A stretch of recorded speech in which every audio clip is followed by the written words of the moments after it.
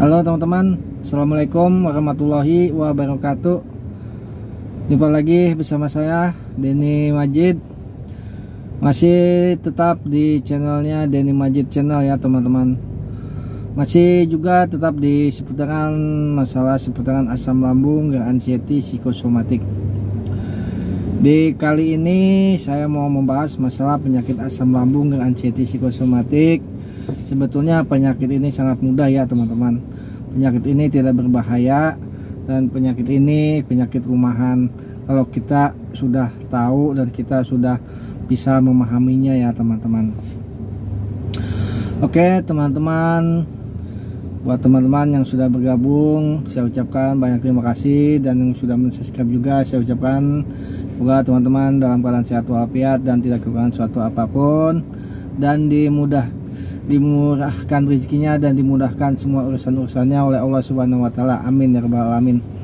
Dan yang baru bergabung juga saya ucapkan selamat bergabung buat teman-teman. Jangan lupa dibantu di like, di komen, dan di share ya teman-teman. Dan jangan lupa juga dibantu di subscribe, karena subscribe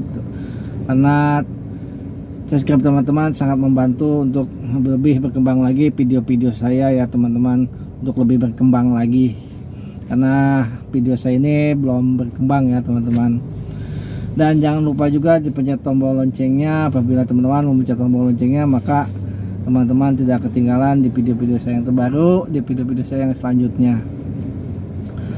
Oke teman-teman, kita bahas saja masalah penyakit asam lambung dan anxiety psikosomatik. Sebetulnya penyakit ini penyakit rumahan, penyakit yang tidak berbahaya, penyakit yang mudah untuk kita sembuhkan bagi kita yang sudah bisa memahami, bagi kita sudah bisa mengerti dan yang sudah bisa tahu cara penyembuhannya teman-teman. Dulu juga saya sebelum tahu seperti itu menganggapnya penyakit ini penyakit yang berbahaya.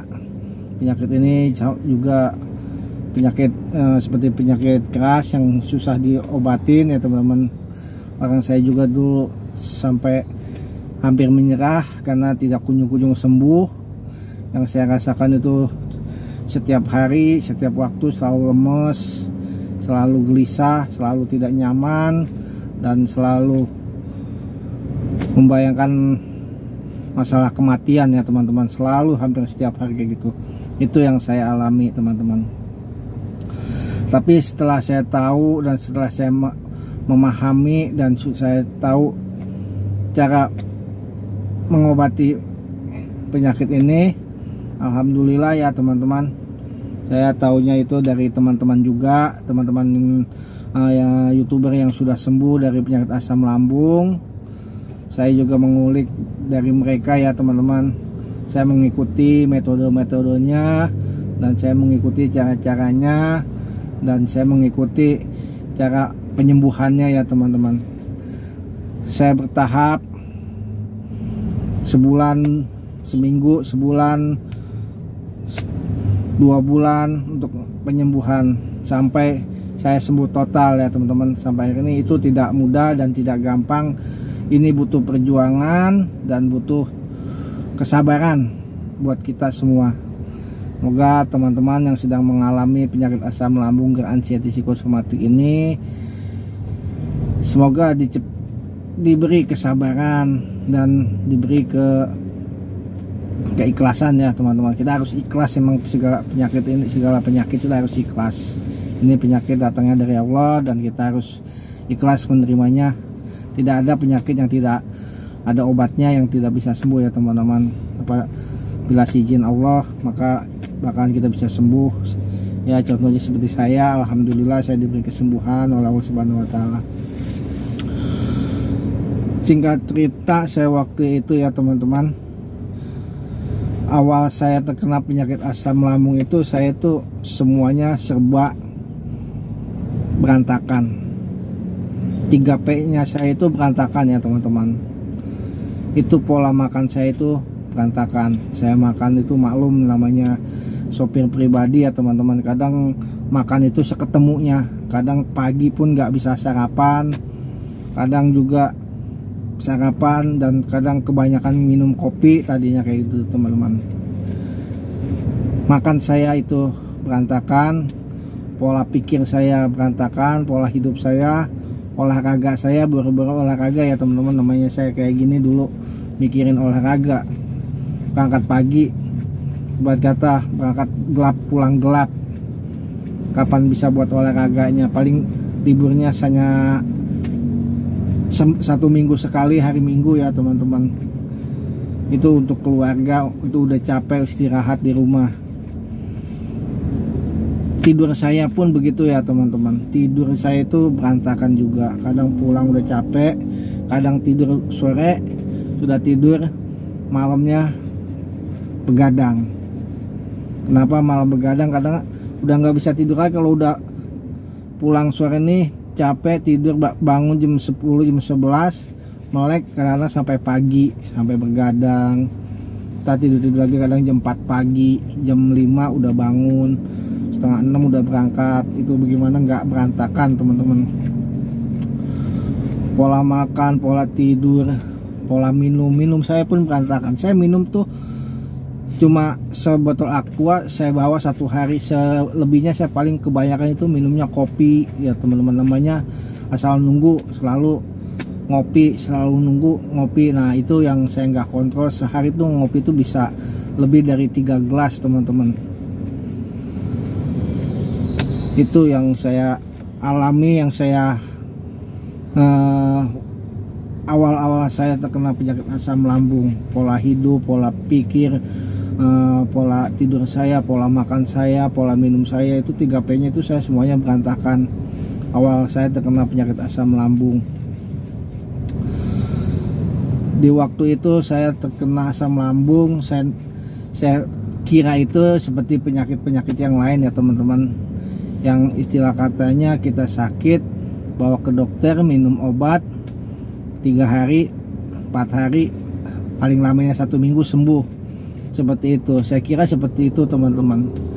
Ternyata tidak, sembuh sesaat, setelah 2-3 hari terasa lagi, berobat lagi, datang lagi, sampai berbulan-bulan, bertahun-tahun, sampai saya mengalami itu selama 3 tahun ya teman-teman.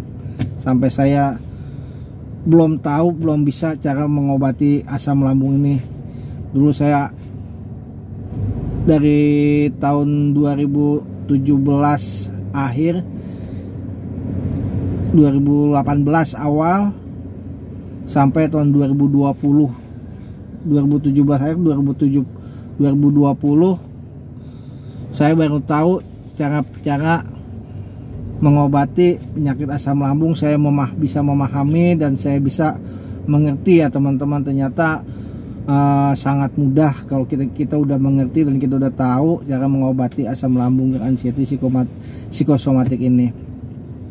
Itu bukan dengan obat, bukan dengan orang lain, itu dengan diri kita sendiri. Itu cara penyembuhannya ya teman-teman. Bukan dengan obat, bukan dengan herbal, bukan dengan dokter. Dokter hanya menyarani minum obat, psikolog datang ke psikolog, begitu aja, dan kita pasti kambuh lagi, datang lagi.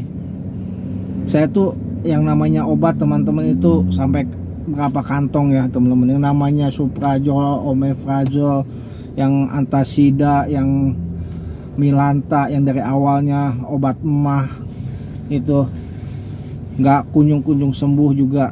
Yang saya bilang tadi, sembuh sesaat, 2-3 hari kambuh lagi, datang lagi, takut lagi, gelisah lagi, nggak nyaman lagi. Yang saya rasakan pusing lagi, kelingan lagi, takut mati lagi, rasa nggak nyaman di badan, rasa gemeteran, panas dingin, meriang.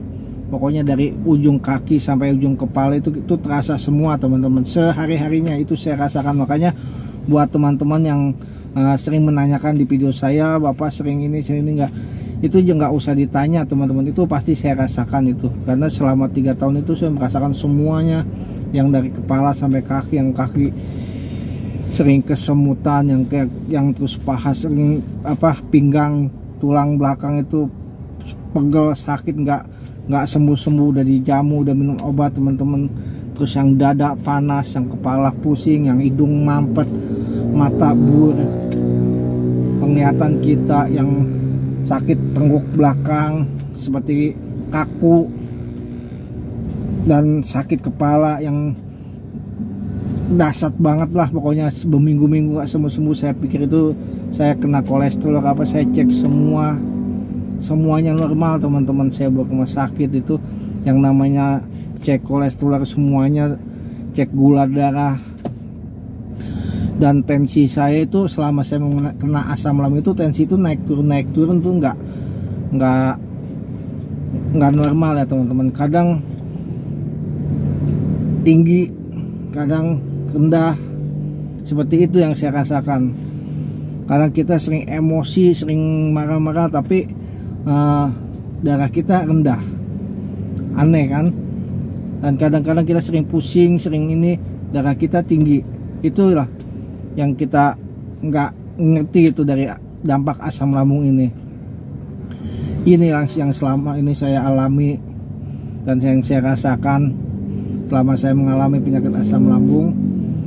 Selalu nggak nyaman, selalu datang dampaknya, selalu datang sensasi setiap hari teman-teman. Itu yang namanya sesek, yang namanya dada panas, yang nyeri dada sebelah kiri, sebelah kanan, kepala pusing, mata blur, mata sering kabur ya teman-teman. Kalau kata orang tua dulu, mata kita kabur ya. Yang pundak belakang sampai kaku ya teman-teman, dada sakit sampai tembus belikat belakang, itu saya udah rasakan, semua saya alami teman-teman. Makanya teman-teman banyak yang bertanya, mungkin tidak sama gitu. Sebenarnya sama, kebanyak kesamaan. Kalau kita belum sembuh, nggak usah takut teman-teman. Saya juga mengalami sama dengan teman-teman. Kalau kita sudah divonis terkena penyakit asam lambung, itu segala penyakit yang kita rasain itu adalah dampak dari sensasi dari asam lambung kita. Kita nggak usah berpikir ini penyakit yang lain datang lagi, ini penyakit berbahaya, ini penyakit keras lagi, penyakit enggak. Itu semua hanya dampak aja ya teman-teman. Nanti setelah lambung kita membaik, kita sudah bisa udah tahu, udah bisa cara mengobati, itu bakalan hilang dengan sendirinya. Seperti saya ini ya, dampak-dampak dan sensasi yang datang itu udah nggak ada lagi ya teman-teman. Yang dulunya sering gemeteran, sering sempoyongan, oleng, pusing, yang pokoknya setiap hari, hampir setiap jam, setiap detik itu, tiap hari saya rasain seperti itu teman-teman. Tapi kalau kita sudah tahu, sudah cara-caranya kita udah paham, udah tahu cara pengobatannya, ya sebetulnya mudah sekali. Dengan diri kita, dengan air putih hangat aja itu kita bisa teman-teman. Kita harus bisa menahan semuanya, sensasi yang datang, dampak-dampak yang datang itu kita bisa tangani. Kalau kita udah tahu, kita harus bisa nahan. Oh ini cuma dampak ini, oh ini cuma sensasi, udah cuekin aja, kita diemin aja. Kita minum air putih hangat, kita banyakin minum, kita banyakin makan, tapi jangan terlalu banyak ya teman-teman. Kalau terlalu banyak kita makan kadang suka begah. Maksudnya banyak makan itu ya normal lah gitu. Kalau kita makannya sudah enak, nanti lama-lama bertahap, sebulan, 2 bulan, 3 bulan akan membaik kalau kita memang bersabar untuk tekad untuk sembuh teman-teman.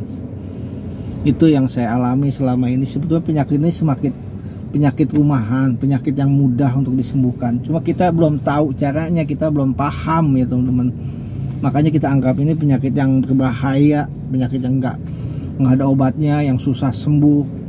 Kalau kita udah paham, udah mengerti, bagi kita semuanya itu mudah teman-teman. Oh, cuma nggak pakai obat pun kita bisa, dengan diri kita sendiri itu bisa teman-teman, tanpa obat, tanpa herbal, dengan yang alami pun bisa sembuh. Pakai obat pun bisa lebih cepat lagi sembuhnya kalau kita udah tahu, mengerti teman-teman.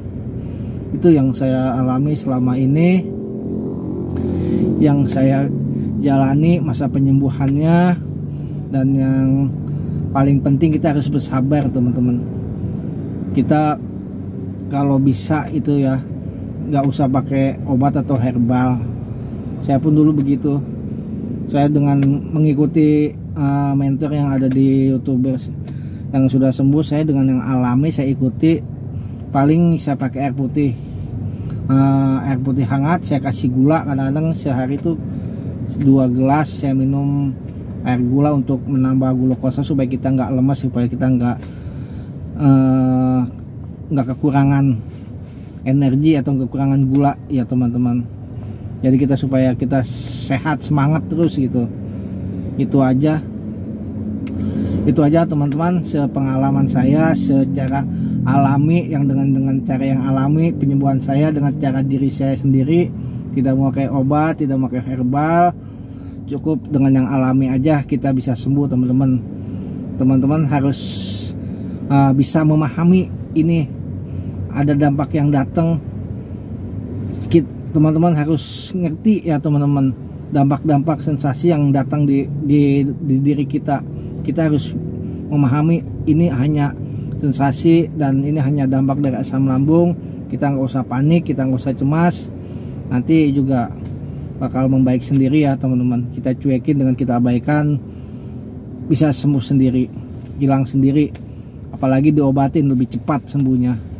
Apabila sakit kepala, kita misalnya kita kasih obat sakit kepala yang aman buat di lambung kita cari, itu lebih cepat lagi sembuhnya. Seperti itu aja teman-teman. Yang penting lambung kita sembuhin dulu, pencernaan kita baikin dulu teman-teman. Nanti kedepannya juga akan membaik semuanya. Gak ada dampak-dampak sensasi-sensasi yang datang ke kita kalau lambung kita semuanya sudah membaik teman-teman. Oke teman-teman, itu aja sekilas info, sekilas selingan. Karena ini saya juga lagi nunggu anak lagi les, ada waktu sedikit ya. Apabila ada kata-kata yang kurang enak atau kata-kata yang salah, mohon maaf, karena saya juga bukan seorang dokter, bukannya ahli penyakit dalam atau psikolog. Saya juga orang biasa, orang yang pernah mengalami penyakit asam lambung, anxiety psikosomatik. Itu sepengalaman saya aja.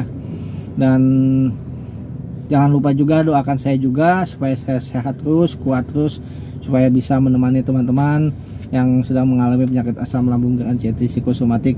Dan buat teman-teman yang sedang mengalami penyakit asam lambung, anxiety psikosomatik, saya doakan semoga cepat diberi kesembuhan dan diangkat penyakitnya oleh Allah Subhanahu wa taala, dan bisa beraktivitas lagi seperti biasa, bisa bekerja lagi, bisa mencari nafkah lagi, yang udah punya anak istri, yang bisa mencari uang lagi seperti dulu lagi lah, normal seperti dulu lagi. Doa saya buat teman-teman. Oke teman-teman, sampai di sini aja video saya akhiri. Wassalamualaikum warahmatullahi wabarakatuh.